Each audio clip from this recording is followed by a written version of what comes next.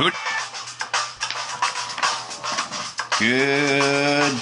afternoon. Welcome.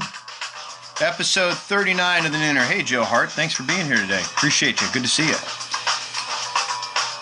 Thank you for the follow and the restreams. This is episode 39 of the Nooner. I am your host, David Bradley. Man, tomorrow we're doing episode 40. Can you believe that? Let's bring this funky junk down a little bit. All right. Well, hey, everybody. Welcome. Thank you for being here. Appreciate the favors and the restreams. Glad to have you. This is episode 39 of the Nooner. I am your host, David Bradley. This is the Nooner where we come in. I'm coming in every weekday, Monday through Friday. I'm going to drop a noontime nugget about either sales, business, and or life. It's 12 o'clock noon on the Pacific Coast, which means it's 3 o'clock on the East Coast. That means you've had lunch at this point. Coffee's wearing off. Maybe you need a little bit of motivation to get you through into the rest of your day. It's also Tuesday. Month end is coming up. So I'm going to give you some nuggets that you can take with you into the rest of your day, into the rest of your week, month, year, life. And today we're going to be talking about presentation skills. So if you're in sales, these are tips. Hey, Jose Garza, thanks for popping in. Presentation tips. These are advanced strategies you can take with you into your next presentation to get more deals done. Close more, right? So, with that, who am I? Well, I'm your host. I'm David Bradley. I'm a sales and marketing manager with Grant Cardone. Grant's been doing sales training for just over 30 years. I started following Grant in 2003. His material took me from barely surviving, from not having a wing it anymore, to thriving. And Grant's content has also helped me accomplish things I didn't even think were possible in my life. So when I got an opportunity to share that and give that to other people, I'm like, hey, I'm all in. Where do I sign, right? So that was almost 5 years ago. Love what I'm doing, and I love helping people. So the other thing about me is I'm the author of a book called How to Stop Smoking Without Killing Anyone. Hey, Rebel Heart, thank you for being here. Appreciate the like and the restream. I'm the author of a book called How to Stop Smoking Without Killing Anyone. I smoked cigarettes for just over 15 years, about a pack and a half a day. Tried multiple times to quit, couldn't figure it out, finally landed on, I sort of had an epiphany, an awakening, and I stopped trying to quit, and I just stopped. And I wrote a book about that, and so if you got the monkey on your back, if you're trying to figure out how to stop smoking, if you're trying to figure out how to kick any habit, actually this book will help you. Check out a website called stopdon'tquit.com or hit up Amazon, How to Stop Smoking Without Killing Anyone. The other thing, my other claim to fame right now is I'm the the founder of a hashtag called Rich Man's Gym. Hashtag Rich Man's Gym. This is home-based strength and conditioning for body, mind, and spirit. This is my next book. And if you want to throw that hashtag in either Twitter or Instagram, you may see some cool stuff. Jose says, hey, glad to be here. Thanks for what you do, my friend. And hey, it's a pleasure to do what I do. Basically, I'm in the help business. If I can help people and get paid to do it, I'm all in, right? So it's a great way to make a living. So today we're going to be talking about sales presentations, what is good, what is bad, how to screw them up. So let's break down this presentation. Where is it? It's usually in the middle of a sales cycle. Hey, Laura, thanks for being here. Welcome. It's that moment in the sales cycle where we start creating real value and building desire to take ownership. It's where we start creating this sort of picture of mental ownership in our buyer's mind, where we try and get them to a place to where they're like, I gotta have it. Must have this product, whatever that may be. You want them there. You want them motivated and excited. At the end of a presentation, you want a customer who is totally in love with you, your company, and what you're selling. You want someone who is totally certain that what you got fixes their problem, whatever that problem may be. Okay? So there's three things you want to target in your sales presentation. Number one, you want to make sure that it handles every concern, okay? That it builds tremendous value in those three things I talked about, you, the company, and the product, okay? The third thing is that you want them motivated to take ownership, all right? So what could possibly go wrong, right? Sounds pretty simple, right? So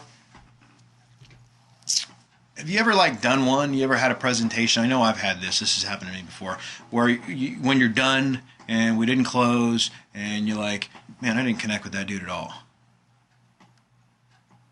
You ever been there? You're just like, man, I did not, just wasn't even there. Did not connect with that guy at all. Okay.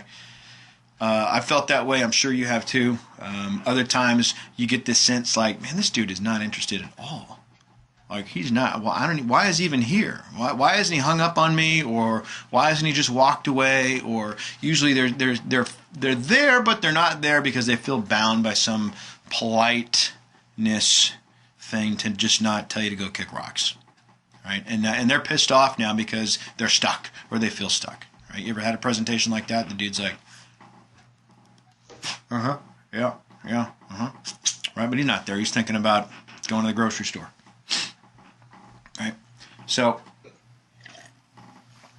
we have a program called Cardone University, and in there are about 40 plus segments that Grant put together to literally help you not only figure out what's important to the buyer so that you're doing a good presentation, but then how to leverage that data into a presentation that does handle every concern, build value, motivate this client to take ownership. Okay, so what I'm going to give you today are 5 tips from this program that you can start leveraging into your sales presentations and your sales process immediately. And if you do it right, you'll start crushing more presentations. The goal of these tips is to get you to a place where you don't have to feel like, man, I blew that one. That dude wasn't even here. I mean, physically here, but I don't know where he was mentally. I didn't connect with that guy. Couldn't do it, right? I want to eliminate that for you. Okay. So just so you know, if you're new to this stream, if you're not familiar with who Grant Cardone is, let me just give you a little bio on him real fast before I dig into some of these tips. Excuse me. Grant is a New York Times best-selling author. He's been doing sales training for the last 30 years. What we do as a company is we go into that company and we help increase production. 15 to 30% is the norm in a very short period of time, usually 90 days, by just helping you find and then handle missed opportunity. I'm going to talk about one of those missed opportunities at the end here. Grant, he's written 5 books since the economic collapse. He's worked with Fortune 500 companies, companies like Google, MorganStanley, Chrysler, Camping World, just to name a few. And if you want more information on Grant or you want more information on this online program I'm talking about, you can reach out to me at any time. I'm here to help. David@GrantCardone is my email. You can call me 310-777-0352. Okay, so tip number 1. 5 tips. Sales presentations. Tip number 1 is you want to tailor this presentation around what Grant likes to call the DBM. It stands for dominant buying motive, and usually there's not a hiccup in between dominant and buying. That was just me. Dominant buying motive. So you want to tailor your presentation around that. So you got to figure out what that is. So you need to have some questions that you can ask your buyer that are locked and loaded and ready to go, so you can really dial in and pinpoint, laser focus on the dominant buying motive. Okay, so there are some great questions you can ask. One of the things that I like asking sometimes, and this is whether I'm going to them or they're coming to me, but if I got an appointment with somebody's agreed to meet with me or has approached me, I'll ask something like, hey, why are we even talking right now? Just curious. Well, I got this, that, and the other thing, right? But it's a simple question. It's out there. I don't have to pull a punch. I don't feel like, hey, why are we even talking right now? What's going on for you? Very simple, conversational, okay? One of the first things I learned from Grant is that selling is a conversation. Power comes from the words that you use. So another great question is, what is the single most important thing you'd like to resolve? Pretty simple. So let's weave that into something real, okay? So Jose, right, you work for Avocare, right? So if you are talking to somebody, you can ask a question like, hey, what is the single most important change you'd like to make in your health? Right? If you sell suits, what is the single most important part of a new suit for you? Is it the fit? Is it the shape, the style, the buttons? All those different questions. What is the single most important thing you'd like to resolve? Okay, another good question would be, if there was one thing you could fix, what would it be? Maybe you sell solar. If there was one thing you could fix about your heating bill, what would it be? Most people are going to say, well, I'd like to lower it. But what else? And then dig, because that's the next thing. Because you want to ask a bunch of questions. You want to ask a lot of questions. You want to dig very deep into this so that you can understand what the real problem is. The only reason people buy something is to solve a problem, and you have to understand that. And that may require that you hang out a little bit and start digging deep before you just dive into some randomized presentation. Have you heard Grant's watch story? I'm not going to tell it on this. I want you to go look it up. Grant was working in a high-end watch store, and a guy came in looking for a watch, and it wasn't until we uncovered the real problem he was trying to solve that he hooked up. Okay, so go out there and see if you can find it. That's your little homework assignment. If you know what it is, tweet it out to me. I'd love to hear it. I'd love to hear that you know. So you have to understand the number one reason somebody buys something, and that's to solve a problem. Okay, and if you don't know what the problem is, you can't solve it, and therefore your presentation will be boring. Right? Because they won't care because you're not addressing their issue.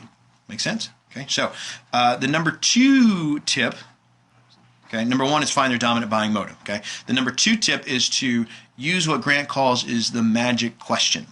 So the first thing you got to figure out is, hey, did I isolate the dominant buying motive? And there's a great magic question that you can ask that will quite literally end a long-winded, boring sales presentation and proposal. Just like cuts that whole thing. If you use it right and it works, it throws the whole thing out. So you can like literally laser target your presentation. Okay, here's the question. Just suppose I give you a presentation on our product and our service, and you see that it's a perfect fit for you. What would happen next? Whatever the answer is, I'll say it again. Just suppose I give you a presentation on our products and our services, and you see that it's a perfect fit for you. What would happen next? The answer that you get from this is going to tell you whether or not you've landed on their dominant buying motive. Does that make sense? Are you following? Are you tracking that? Right? Whatever they say to that, whatever answer pops up is going to immediately let you know, did I land on the dominant buying motive? Do I have that yet? Or, and if so, then you start presenting. Okay. If not, you've got some more questions to ask. Follow? Interesting, right? And that's why I called this an advanced tactic. That's big. Nobody does this. Go try and buy some end tables. They won't ask that question, I promise you. Okay, so the third tip, which is getting very advanced, is the 20% plus 10x rule. Everybody knows what the 10x rule is, and at least most of you people on here. You should know what that is by now. But what's this 20% deal? Okay, so if you give a typical standard one-size-fits-all presentation with the hope that something you say is going to be relevant, or it's going to trigger something, or you're going to just somehow like land on their hot button. Look, almost only counts in horseshoes and hand grenades, right? So you can't give a presentation that almost solves a problem. Jose says, I hope you're paying attention because David is handing out some awesome nuggets. Thank you, Jose. I appreciate that. Okay, so standard sales presentations leave you open to things like I need to think about it. Let me talk to somebody else before I make a decision, right? You can't make the customer responsible for figuring out what's relevant about your product, right? Number one, they don't have time. They're not interested. And in the back of their head, even if they don't communicate it to you, they're thinking, dude, that's your job. That is your job. Sell me, service me, figure out what's important to me, and then show me how to fix it. Okay, so it's so rare that we get people that literally take an interest in helping us, right? When I go in retail, it's really, really tough. So a professional salesperson is going to make an assumption. Now, I know the old adage about what happens when you assume that it makes an ass out of you. But here's the deal. If you assume that only 20% of your product is 100% of what they're interested in, I'll say it again. 20%. The professional salesperson assumes that 20% of the product will sell 100% of it. Okay, this is pure gold. Okay, this way you are not. Look, if you sell TVs, right, or let's say home theater, right? Let's say you sell home theater systems, okay, and the guy is in there talking to you about sound and how important sound is. If you spend one iota talking about pixelation, you're going to lose him. Follow? Okay, when I was in the car business, sold cars for almost 10 years. If I got a guy who's into high-speed performance, and I'm talking about trunk space, right? What sense? If I got a family and safety's their deal, right, and I'm talking to him about gear ratios, unless I could somehow relate it back to how it's going to make him safer, you don't care. You just don't care. Okay? So I'm going to read this one more time because I don't want to get it wrong either, but it's important. So get this. The professional salesperson assumes that 20% of the product will sell 100% of it. Okay? That's the 20% part of this tip. It's a big tip. Okay? So once you figure out what that 20% is, then you proceed to hammer it home, and you hammer it home in a way that builds 10 times the value of the product. So if you're selling a $10,000 product, then your presentation on this 20% better make the product look like it's worth 10 times the $10,000. It's $100,000. So you can do a $100,000 presentation on a $10,000 product that only 20% of the product solves 100% of the problem. Whew. I can't say that again if I had to. But you get it? Does it make sense? Okay, 20% of the product solves 100% of the problem, and of that 20%, you need to present 10 times the value. That's number 3. Okay, number 4 is you want to start painting pictures of mental ownerships within this. Okay, so I've dropped a couple different examples: automotive, solar, home theater. So I'll give you a few examples on this. Okay, but with the first tip, Grant says what? He says only give a presentation once you fully understand what that dominant buying motive is, right?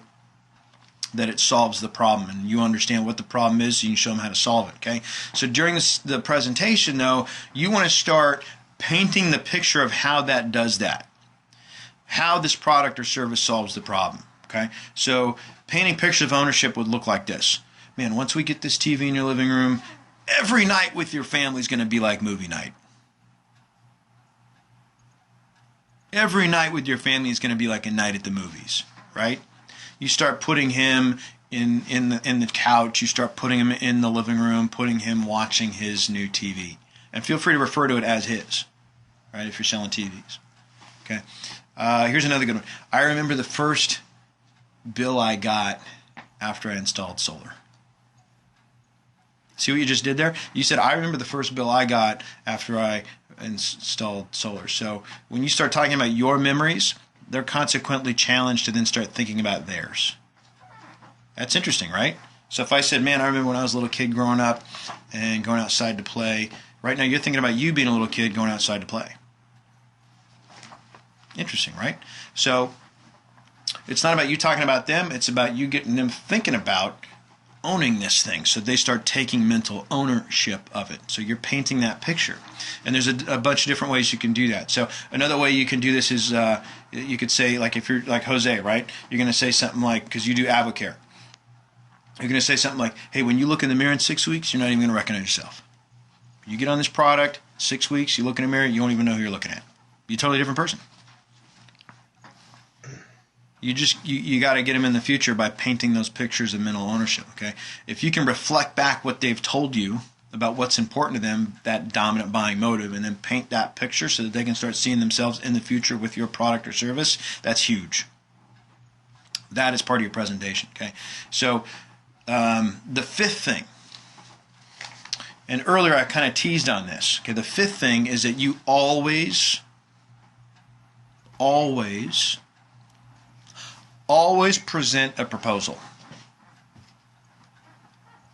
This is one of those mistakes that people and companies make all day long that probably kills more deals than need be. A lot more deals would get made if at the end of your presentation you go for the close. You present a proposal, you make sure everybody's totally clear on price, and you attempt to close the deal. That's what I mean when I say present a proposal. This may seem obvious to a few of you. You may be thinking, yeah, of course, duh, right?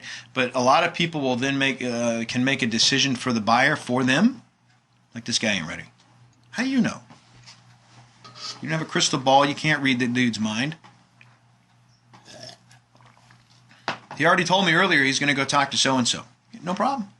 Let me get you some figures on how much this is going to cost so that when you do talk to so-and-so, you can have an intelligent conversation. I'm going to go think about it. No problem. Let me get you some information, some more information on pricing so that you've got something to think about. Okay? Always, always, always present a proposal.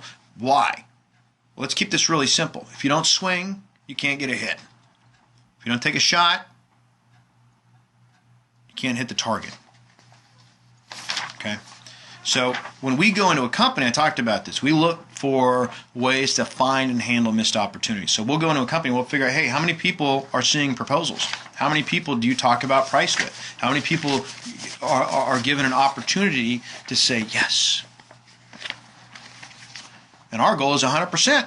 If you walk into my business, I'm going to make sure that before you leave, you have an opportunity to say yes to me.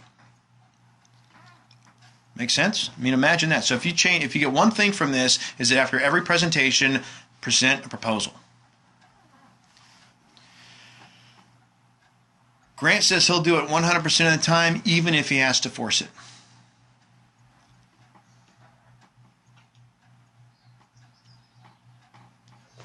Now, the final thing of this is this gives you a competitive advantage. Why?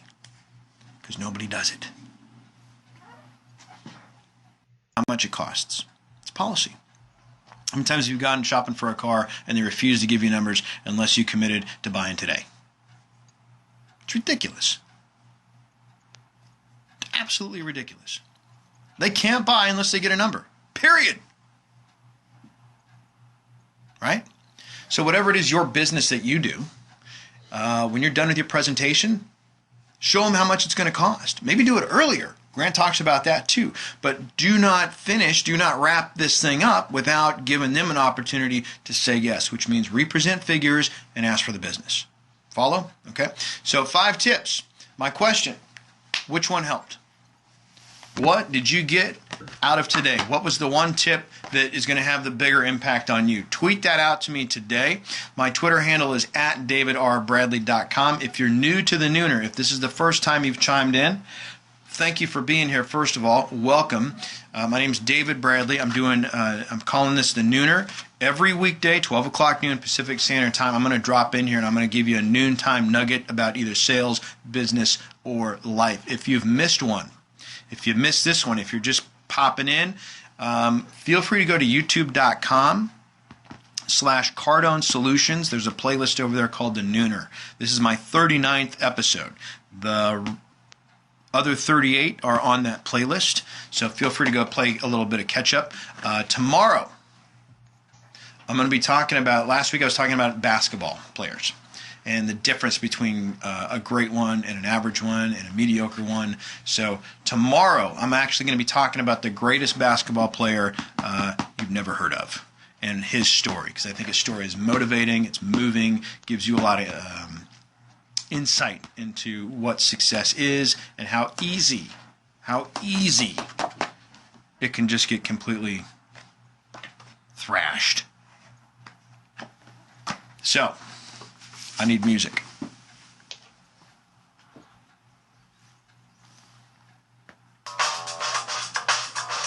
I don't like fading out of a Nooner without getting some music. All right, so again, I'm your host. My name's David Bradley. This has been the Nooner. Remember, your greatness, don't fight it. I'm going to see you tomorrow. We're going to be talking about the greatest basketball player you never heard of. Be great.